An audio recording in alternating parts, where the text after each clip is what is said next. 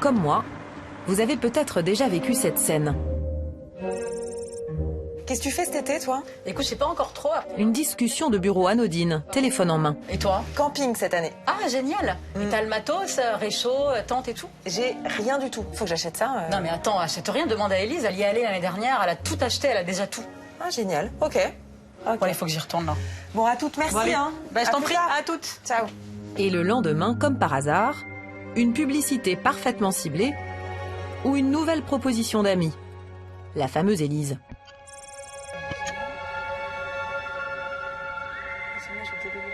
Le micro de notre téléphone pourrait-il être utilisé à notre insu?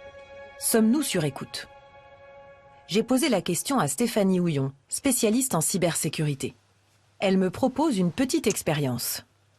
Regardez en direct l'activité de mon téléphone.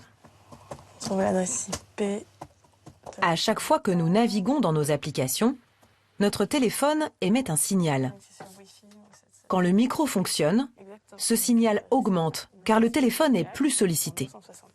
Donc j'ai tout le trafic qui est capturé par mon ordinateur. Donc il voit ce qui sort et ce qui rentre de mon téléphone.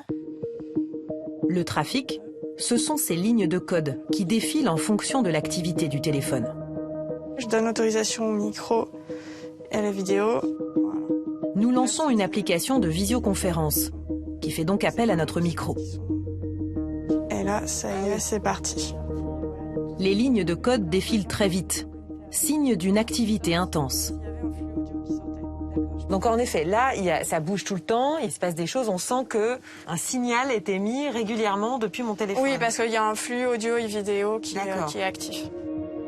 Maintenant, nous allons regarder ce qu'il se passe quand mon téléphone est posé à côté, comme lors de notre discussion à la machine à café. Sur l'écran, il n'y a plus de mouvement. Les lignes de code sont figées. Le micro ne semble pas enregistrer notre conversation. Ça nous donne la certitude qu'en ce moment, a priori, il n'y a pas de flux audio qui sort ou qui rentre du téléphone en continu. Donc pour vous, il n'y a pas d'écoute?